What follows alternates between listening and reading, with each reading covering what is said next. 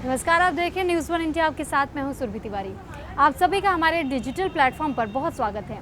दरअसल आज जो मैं मुद्दा आप लोगों के सामने लेकर के आई हूं, आज का मुद्दा भी हमारे पिछले मुद्दे की तरह ही है, क्योंकि रिंकू शर्मा हत्याकांड जिस तरीके से दिल्ली में इस वक्त का बहुचर्चित मुद्दा बना हुआ है, इस पर सियासत भी लगातार गरमाई हुई। आपने टीवी डिबेट्स में भी देखा होगा। साथ ही साथ जिस तरीके से अब ट्विटर वॉर भी इस पर छिड़ चुका है, क्योंकि एक तरफ तो सियासी वॉर तो चल ही रहा था, अब इस पर ट्वीट भी लगातार किए जा रहे हैं। तो ये इस वक्त में ट्विटर पर सबसे मोस्ट ट्रेंडिंग माना जा रहा है, क्योंकि #जस्टिस फॉर रिंकू शर्मा के नाम से एक ट्विटर हैंडल से ट्वीट लगातार किए जा रहे हैं और लगातार अब ये ट्रेंड करता हुआ नजर आ रहा है। और इस पर जो आज मैं एक खास बात आपको बताने वाली हूँ। दरअसल इस पूरे मामले में नया मोड़ तब आया जब अरुण गोविल ने भी इस पर ट्वीट कर दिया।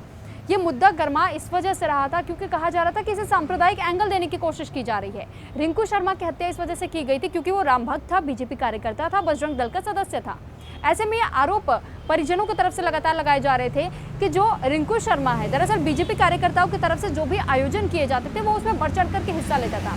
साथ ही साथ ये भी कहा गया था कि हाल फिलहाल में जिस अभियान की शुरुआत की गई और चंदा इकट्ठा करना शुरू किया गया राम जन्मभूमि निर्माण के लिए, तो उस मंदिर निर्माण के लिए जो अभियान की शुरुआत की गई, इस अभियान में रिंकू शर्मा भी अपने बहुत मन के साथ इसमें जुटा हुआ था। लोगों के साथ मिल करके वो चंदा इकट्ठा कर रहा था राम मंदिर निर्माण के लिए ही।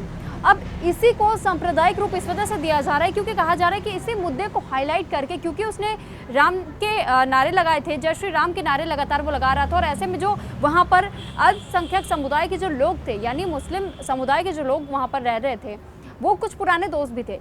इस बात को लेकर के एक बर्थडे पार्टी में विवाद हुआ था, जिस वजह से उसकी चाकू से गोद करके हत्या कर दी गई। अब इसमें अरुण गोविल ने ट्वीट किया और अरुण गोविल ने ट्वीट करते हुए ये एक तरीके से जिक्र करने की कोशिश की है कि क्या आज के वक्त में भगवान राम का अगर कोई नाम लेता है तो क्या आपत्ति है, क्या ये कोई गुनाह है। तो मैं आपको ट्वीट बताती हूँ कि उनका ट्वीट इस पर क्या आया। दरअसल उन्होंने लिखा है इस ट्वीट में, राम के देश में राम का नाम लेने वाले और राम काम में लगने वालों की हत्या मन दुखी है। दिल्ली में हुई रिंकू नामक युवक की हत्या घोर निंदनीय है। दोषियों को शीघ्र सजा मिलनी चाहिए।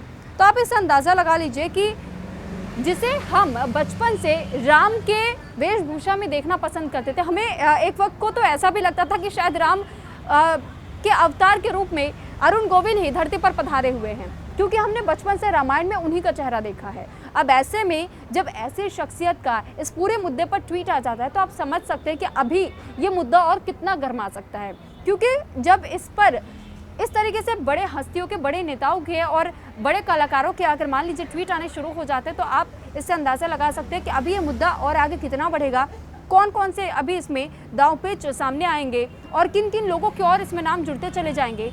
ये अभी असमंजस बना हुआ है, क्योंकि लगातार पुलिस तो छानबीन कर ही रही है, 5 आरोपियों को गिरफ्तार भी कर चुकी है, लेकिन 2 दलीलें कही जा रही है कि पुलिस कुछ और दलील दे रही है, परिजन कुछ और दलील दे रहे हैं। इसी वजह से लगातार ये पूछताछ जारी है, जांच पड़ताल की जा रही है लगातार। और अब ये जो ट्वीट किए जा रहे सियासी घमासान भी इस पर छुड़ा हुआ है।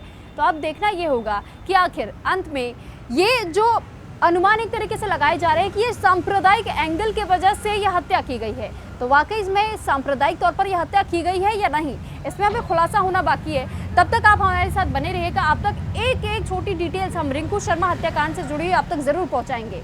आज के लिए फिलहाल इतना ही। नमस्कार।